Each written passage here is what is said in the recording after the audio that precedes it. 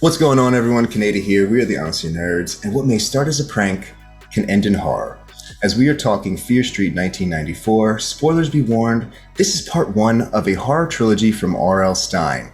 Debuting on Netflix, we love a good slasher flick here, and this one is based in the supernatural. After a spree of murders at the local mall, we find two towns joined for a vigil, and we meet Dina and Sam, who are at the crux of our conflict as a prank leads to a car crash and the disturbance of a dead witch's bones, which leads our mystery team on an investigation to save their lives. Now, at the end of this movie, we find out that this story is just getting started.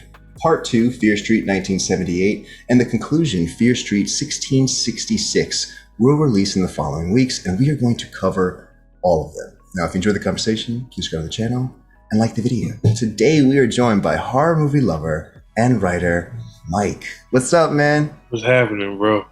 How did you like this movie? I went in with no expectations for this movie. It was a Saturday night. It was something to watch. There's nothing on Saturday. So me and my girl, we curled up on the couch, hit play. This was a great time. Mm-hmm. I enjoyed it. I enjoyed it from the first kill, which was like a direct homage from the first kill from Scream. Yeah. I loved it. From the slow motion to when he stabbed her in the chest, it was great. I did not expect the supernatural like kind of twist. Yeah. It kind of gave me Stranger vibes meets like, Scream, that kind of thing, which I was not expecting. Sure. By the end, it left me wanting more. That kind of, so I'm really hyped for the second one. But the cinematography was good. The soundtrack was like 10 out of 10. Yo, I knew every song on the soundtrack. It was so great. good. It was great. So I was wondering, like, they talked about a lot of different, horror movies in this film, and you mentioned Scream, and this was like, it's funny because when I read up on this movie, they actually talked about how Scream was technically the inspiration for this, that they wanted it to be like a young adult Scream trilogy. But what I loved about this movie is, like, I love when horror movies reference other horror movies as a way to figure out the plot. Like when they're like, wait, what are they doing, Jaws? I love that. I love when horror movies get meta, self-aware horror movies, That just like killed me. And it leads me to one question. So I feel like when you said the supernatural, like the only way to kill the supernatural from all of my movie experience is to set them on fire. So when they got to the school and they did everything they could to light them on fire, and then started coming back, I was like, start the fire again. More gas. Gas. Yeah. I was like, what else can you do? You blow them up and they won't die. So, like, hey. At your point, like, when it got to that point, that's what I found was most interesting. I was just like, what do they do with this supernatural being? Like, did you like how they continue that with the witch and everything? Like, and do you want to see more of that witch in the following series? Or? I do. It's a kind of weird way how they're doing it. Like, they're doing it from, like, I guess their present time and they're going backwards. Yeah. I would have thought they would have started with 1666 and then got eventually to 1994. Yeah. So, by the end of it, I kind of want to see how they wrap it together, or if it's just going to be like flashbacks, that kind of thing. Yeah, so, and I don't know. That's the part that's keeping me interested in it. I want to see how it ends. Yeah, and it's like, I just generally, like, overall, I thought it was a real fun movie, and I love, like the whodunit mysteries. Yeah. This movie kind of like opens up, just like you said with Scream, and the second song that we get into, Machine Head by Bush. Look, quick side story, I'm not gonna lie, I grew up loving Bush, and when I was working in the city, I got to meet Gavin once, and I'm telling you right now, it's the only time I lost my composure, and I started going like breathing. I went nuts. I mean, he did not care for it, but I absolutely loved it, and it immersed me into this like world of the 90s feel more than like Stranger Things, like you said, or Captain Marvel, because I felt like this felt more natural, like I remember being on AOL Instant Messenger with like a blanket over my head in the dining room of my family house. Like, I'm trying to message friends. This is important. So for it to open with that, I was like, oh, this is just like my childhood. And I felt like it wasn't overdone, where like, how like in Captain Marvel, remember when they're fighting and they play No Doubt, I'm Just a Girl? I felt like that was just a little bit forced. Yeah, too much, where this felt a little bit more natural. And I did appreciate that. And I loved all the relationships of like the crew. Mm-hmm. Like they felt like friends. Yeah. And the two they deserve better. The two at the end, they deserve better, yeah. Right? But I forget the character's name, but the girl's killed that got her head sliced like 5 pieces. That was great. Who was that, Kate? With the bread slicer? Yeah. Yeah, she deserved better, bro. She deserved better. I loved her. And Simon, too. I come for the kill and the gore and all that, but, you know. And then, like, did you find it interesting how at the end of it, they were just 2 drugged up kids? Like, and she got taken out by a bread slicer? Yeah. Did they do a full investigation? Yeah.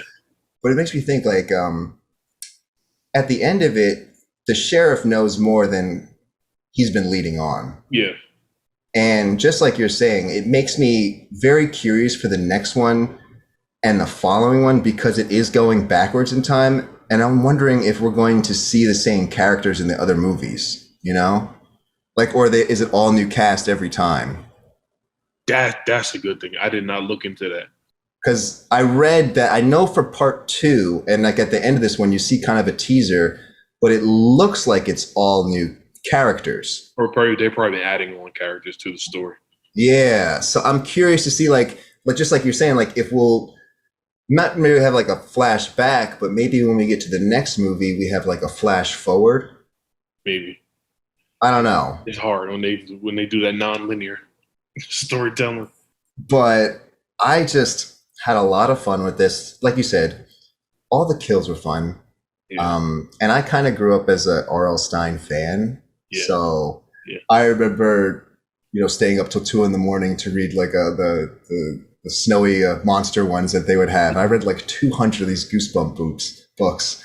And I probably should have invested that time into learning how to type and everything. But I did read every Goosebump book. So watching this made me think like, man, this is going to be a lot of fun for the next 2. Yeah. And I'm definitely excited. It seems like we're going to be getting more like Jason vibes at the straight Friday the 13th vibes. What I got from the trailer, just straight like with like the axe. The guy with the axe, and he had the sheet over his head. That's straight part 2 Friday the 13th right there. I can't wait for that. I guess like my last question is, if the next one's based on Friday the 13th. What do you think the 1600 one's going to be based on? What can I say? I would have said like Blair Witch or something like that, but that's set in like modern times. But I can't call it. Or maybe like the witch from a few years back. Yeah. I can't call it, man. I gotta wait and see. I gotta see the preview before I can make any decisions. All right. Well, what is your rating of this film out of 10? I'm gonna give it a 9, yo. I enjoyed it. My only gripe is that this would have been better suited for an October release. If they released this during the Halloween season, I agree with you right there. Like, I had a lot of fun watching this. I haven't watched it like 2.5 times already, just because over the weekend I watched so much stuff. I was like, let me just put on something fun. It's been the Tomorrow War and Fear 1994 all weekend. Oh, what? It was good? I didn't see it. All right, you're looking for a fun movie, watch the Tomorrow War. Okay. But we are going to be back next week talking Fear Street once again with Mike. And Mike, I'm right there with you. I'm going to give this like a 8.8, man. Mm-hmm. Like, it's right there. Like, the execution of the production value, the kills. I love it. Yeah. I love it. Definitely. Great slasher. Any final thoughts from you? I didn't know. One more thing. It's like episodic movies. That's like a new thing. I dug that. Instead of like just regular TV episodes. I never heard of like one movie coming out and then another movie coming out as part of a trilogy. That kind of thing. Or on more like a weekly basis. Like that's new. I didn't know it was a TV. I thought it was going to be like a TV. I thought it was going to be like a TV show too. Yeah, like an American Horror Story concept. Kind of thing. I did that concept. Yeah, like every week we get another one. Yeah. I do like, because that kind of reminds me of Raised by Wolves, where we got like 2 episodes back to back every single week, where it was just like these mini movies. No, I definitely agree with you there, man. I know we're excited for it. Now, if you at home are excited for it, please let us know in the comments.